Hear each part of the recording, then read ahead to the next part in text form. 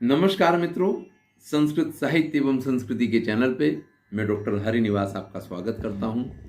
Playlist है भक्त, भक्ति और भगवान। आज विदुर पत्नी की कथा सुनाता हूँ।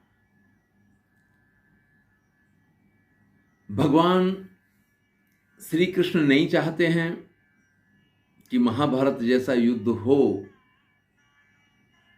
तो उसका आरोप युधिष्ठिर के सिर पे आए कि उनकी वजह से यह युद्ध हुआ है। इसलिए जब सारी युद्ध की तैयारियां हो जाती हैं, फिर भी वो एक बार दूत बन के हस्तिनापुर जाने को तैयार होते हैं कि मैं प्रयत्न करता हूं किसी प्रकार से ये युद्ध रुक जाए। आपने अगर महाभारत के वीडियो देखे हैं तो उसमें ये कथा आपने सुनी होगी। नहीं देखें तो प्लेलिस्ट में जाइए। महाभारत 800 जितने वीडियो हैं, नित्य प्रति 1-2 वीडियो सुनेंगे ना तो पूरे महाभारत का परिचय मिल जाएगा।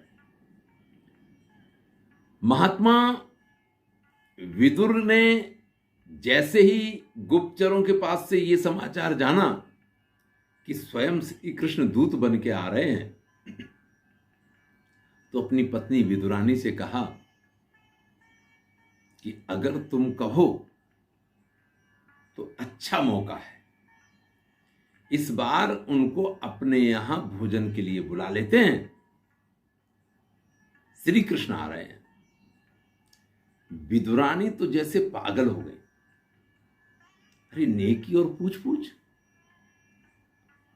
अरे कितना हमारा सौभाग्य है कि हस्तिनापुर में कृष्ण आए, और अगर वो हमारे घर पे, मुझे लगता नहीं कि वो अपने घर पे आएंगे।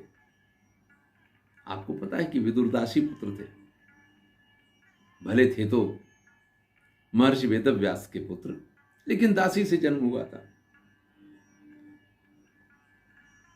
विदुर जी ने विदुरानी से कहा कि नहीं, हमारे कृष्ण ऐसे नहीं है, वो इन चीजों का ख्याल नहीं करते हैं, वो तो सिर्फ प्रेम का ख्याल करते हैं।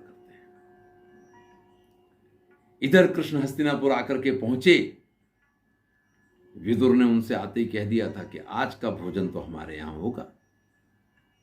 अब आप सोचिए कि कोई राजाओं के यहां दूत बन के आए तो भोजन तो किसी राजा के यहीं किया जाएगा ना। लेकिन उन्होंने भी कह दिया था कि हाँ चाचा जी, आज का भोजन तो आप ही के घर पे करेंगे। इधर दुर्योधन ने जो सब किया वो कथा आपको पता है। उसने पहले ही ये तय कर लिया कि अगर कृष्ण दूत बन के आते हैं तो उनकी एक बात नहीं सुननी है, क्योंकि हमारे पास तो 11 अक्षौहिणी सेना है, पांडवों के पास तो खाली 7 अक्षौहिणी सेना है। हमारे पास गुरु द्रोणाचार्य, पितामह भीष्म, अश्वत्थामा, कर्ण, अरे एक से एक महाबली योद्धा हैं। उनके पास तो ले दे के वही 5 पांडव हैं। इसके अतिरिक्त कौन सा ऐसा महान योद्धा है कि जिसकी हमें चिंता करनी चाहिए। जब व्यक्ति को दिखता है कि नहीं उसका घोड़ा विन में है, तो फिर वो तो ये सोचता है कि दौड़ाते रहो घोड़े को। इधर कृष्ण के आगमन के साथ पूरा हस्तिनापुर उल्लास में है कि कोई ना कोई रास्ता तो निकल सकता है। स्वयं पितामह भीष्म, स्वयं गुरु द्रोणाचार्य, सब लोग उत्साह में हैं। लेकिन दुर्योधन ने जो कुछ किया वो तो विशिष्ट था ही। उससे विशिष्ट ये हुआ कि दुर्योधन ने कृष्ण को बंदी बनाने की आज्ञा दे दी। देखिए, हस्तिनापुर की सभा में बैठे हुए लोग बड़े सौभाग्यशाली थे, क्योंकि अर्जुन ने पूरी जिंदगी कृष्ण की भक्ति की, तब उनको गीता का उपदेश सुनते सुनते भी इच्छा व्यक्त करने पे विराट रूप देखने को मिला।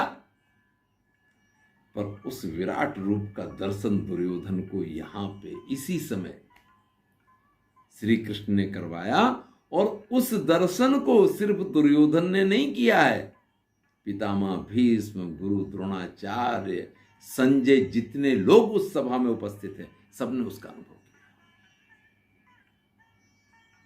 क्योंकि सबको भयभीत करना ये कृष्ण का एक लक्ष्य था। चलिए उसके बाद तो अब दुर्योधन के मेवा त्यागे, क्योंकि फिर तो दुर्योधन के यहां कैसे भोजन किया जा सकता जो बंदी बनाने की बात करे।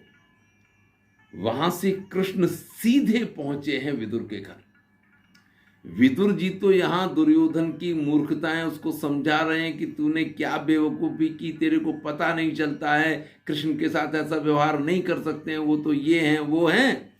अभी विदुर तो यहाँ पे दुर्योधन को समझाने में, धृतराष्ट्र को समझाने में लगे हुए हैं, और कृष्ण वहां से सभा में से निकले हैं और सीधे विदुरानी के पास जाके पहुंच गए हैं। जाके आवाज दी, काकी। विदुरानी अभी स्नान करने के लिए अंदर गई हुई थी, होगा कोई कारण। विदुरानी ने कृष्ण की आवाज सुनी, काकी। इस आवाज में जो मधुरता थी, उस मधुरता के कारण विदुरानी तो अपना हाल चाल ही भूल गई। उनको यही नहीं समझ में आता मैं करूं तो क्या करूं, जैसे तैसे उल्टे पुल्टे क्या कैसे वस्त्र पहने हैं, और वो वस्त्र पहन करके बाहर निकली हैं। दरवाजा खोला है, सामने कृष्ण को देख करके बस विदुरानी की दशा जो है बिल्कुल ही बिगड़ गई है। कृष्ण कहते हैं, काकी क्या हुआ? अरे बहुत जोर से भूख लगी है, कुछ खाने को दो। विदुरानी कहती है, बैठो कृष्ण, मैं अभी खाना बनाती हूं, मैंने सारी तैयारी करके रखी है। तुम्हारे चाचा कह रहे थे कि कृष्ण हमारे यहां ही भोजन करेंगे। लाला मैंने सब तैयारी करके रखी है, बस गरम गरम। नहीं अभी तो काकी बहुत जोर से भूख लगी, पहले कुछ तो खिला दो। विदुरानी ने देखा केले पड़े हुए हैं, बोले बैठो मैं पहले केले आपको खिला देती हूँ। कृष्ण बोले बहुत बढ़िया हो जाए काकी, बहुत जोर से भूख लगी है। एक पीढ़ा दिया है, उस पर कृष्ण बैठ गए हैं, विदुरानी तो जमीन पे बैठ गई हैं। अब केले लिए, केले छीलती हैं और छिक्कल कृष्ण को देती हैं और उसका गूदा नीचे फेंक देती हैं। कृष्ण बड़े प्यार से वो छिक्कल खा रहे हैं, उन्हें इसकी कोई चिंता नहीं है कि उनका भक्त उनको क्या भोजन दे रहा है। इसीलिए तो उन्होंने श्रीमद् भगवद गीता में कहा गया है, पत्रम पुष्पम फलम तोयम यो मे भक्त्या प्रयच्छति तदहम भक्ति उपहृतस्नामि प्रयतात्मनः। भाई प्रेम से मुझे कोई पत्ते दे, कोई फूल दे, कोई फल दे, या सिर्फ जल चढ़ा दे, तो भी मैं अत्यंत आनंद के साथ, उसकी भक्ति जिस प्रकार की होगी ना, उस प्रकार से मैं आनंद के साथ उसको प्राप्त करता हूं। आज विदुरानी केले की छिक्कल खिला रही है और गूदा फेंकती जा रही है। इधर विदुर को ख्याल आया, अरे ये कृष्ण कहां गए, इनको तो भोजन के लिए अपने घर पे ले जाना था। बड़ी गड़बड़ हो गई, कहां निकल गए होंगे। लेकिन उन्होंने कहा है तो गए तो घर ही होंगे। दौड़ते हैं, पीछे पीछे आकर के पहुंचते हैं, दरवाजा खुला पड़ा हुआ है। अंदर गए तो क्या देखते हैं कि विदुरानी केले का छिक्कल निकालती हैं और कृष्ण को देती हैं, और कृष्ण बड़े प्यार से उस छिक्कल को खा रहे हैं। सारा गूदा नीचे पड़ा हुआ है। विदुर कहते हैं, अरे पागल हो गई हो क्या विदुरानी, तुम्हें इतना नहीं पता चलता है कि क्या खिलाने लायक है और क्या फेंकने वाली चीज है। अभी भी विदुरानी को समझ में नहीं आ रहा है कि वो कर क्या रही है, क्योंकि विदुर आए, उनकी तरफ एक नजर डाली है और फिर नजर तो बस कृष्ण पे ही टिकी हुई है। वो केले तो अपने हाथ से छिल रहे हैं और दिए जा रहे हैं, ध्यान जो है श्री कृष्ण में लगा हुआ है। विदुर पास में गए, विदुरानी के कंधे पे हाथ रखा और विदुरानी से कहा, होश में आओ कल्याणी, ये क्या कर रही हो तुम? कृष्ण को भोजन पे बुलाया और ये छिक्कल खिला रही हो राजाधिराज को। अब विदुरानी का ध्यान गया, अरे कृष्णा तुम भी कहते नहीं हो, मैं तो पागल हो गई हूं। मुझे तो नहीं मालूम पड़ रहा है, लेकिन तुम तो कह सकते थे। अरे काका, तुमने सब बिगाड़ दियो। मोए जो मजा इन छिक्कलन को खाएबे में आ रही थी, वो मजा अब जा गूदा में ना इन्हें,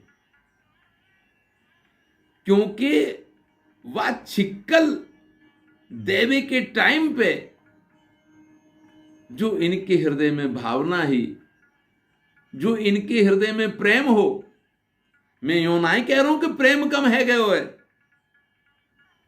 पर काका भावना कहीं ना कहीं जब ज्ञान आ जावे है तो भक्ति पे फर्क पड़ जावे। आज विदुरानी को आपने जो ज्ञान करवा दिया है ना, उससे वो भक्ति का पुट जो है,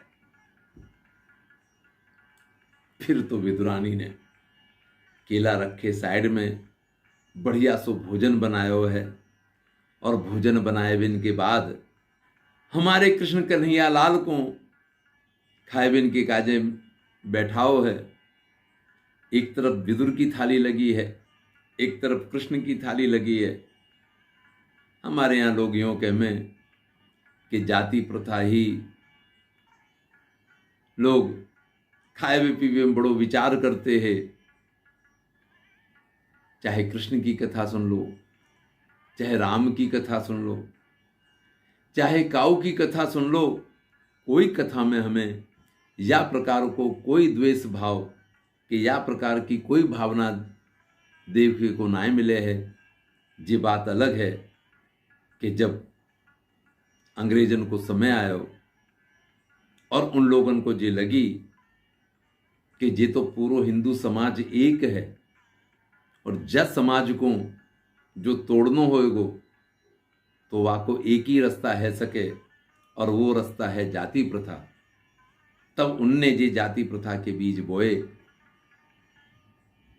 कोई फॉर्म तुम भरो, वहां में जाति तो लिखनी पड़ेगी। ये काम इनने शुरू करायो, और हमारे ब्राह्मणवाद के ऊपर जाके आरोप रखे गए हैं।